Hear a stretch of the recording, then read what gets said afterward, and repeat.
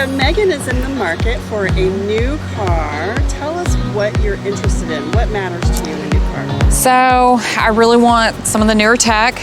My car I bought, that I've been driving, I bought before there were some huge tech gains that came afterwards, and especially like in the last 5 years, the tech gains have been phenomenal. So I really want the newer tech. I want good lumbar support, and then I need more seats than you would think. So I want to downsize. I have an 8-passenger car right now, but I can't really downsize to a 5-passenger car because I still have 3 kids that are around a lot, and if they bring a friend, then, you know, all of a sudden I'm going to need 6 or 7 seats. And I don't want a sedan. I do know that. I live in Texas. Everybody drives these great big trucks. So I don't want to go too small because I don't want to get hit by a truck.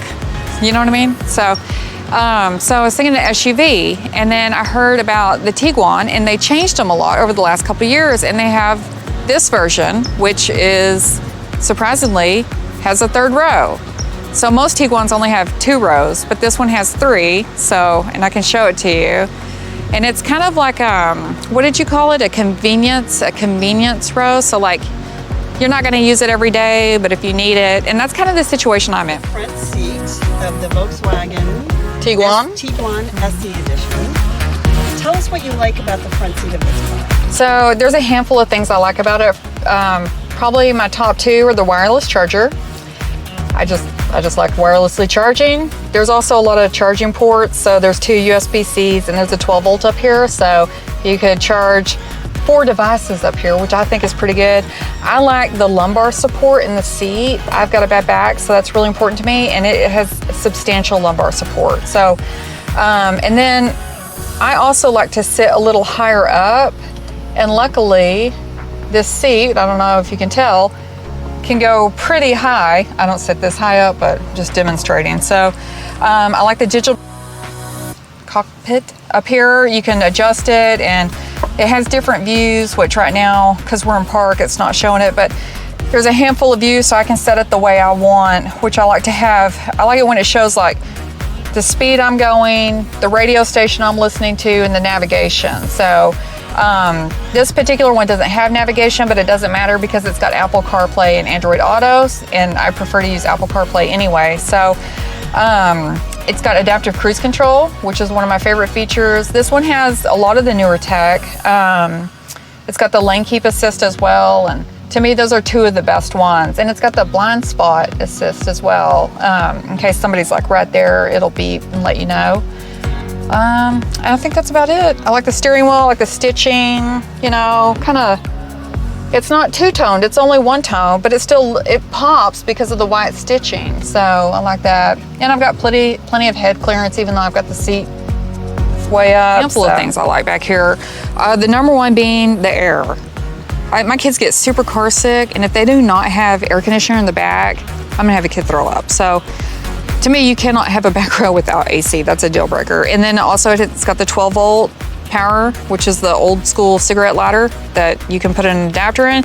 And it's got the USB-C. So you've got 2 power outlets right there, which means I don't have to run a 10-foot cable from the front seat to the back seat so they can charge, because you know that's what we're all doing. And of course, I like the fact that it seats 3 in case I need it. And then it's got the cup holder. So, and then surprisingly, which I have not really seen in very many vehicles, is the seat moves, which is super surprising to me. So you could kind of adjust it the way you want it. And the really good thing about the seat adjusting is that there's a 3rd row back here. And so it scoots up enough that you can get back here. There's kind of an indention right here where you can step up and put your foot, and it's, that way you can hop up. Yeah, and so. Show me how it is getting into the 3rd row. Okay, so I'm gonna use that step. And I'm gonna pop the headrest up. So this could actually come back a little bit, or probably not much more, depending on. There's no like room in there in the center, but. Yeah, so it could come back about that much before it would touch me. So I mean, you know, that's 2 to 3 inches. So But for the most part, you would be putting a kid back here. I don't think you'd be putting an adult. And it does have a cup holder there, and it has a hidden, there's another charger right down there, and it's a 12 volt, so you can put an adapter, and then you have power for whoever's sitting back here. And the head clearance is decent, you know. I'm 5'7", so, you know. Not super roomy, but definitely. Yeah, it's one of those things that if you need it, it's here. I would assume that probably most people that buy it are like me and would only need to use it occasionally. If you need an everyday third row vehicle, you should look at the Atlas instead, which is the next step up from this. Now I gotta get out. All right, we're gonna watch this. But you got a step there so you can get out. Yeah, the step makes a huge difference. So, you know, and the thing is for little kids, this is not that high off the ground, so you're not gonna need a running board on here.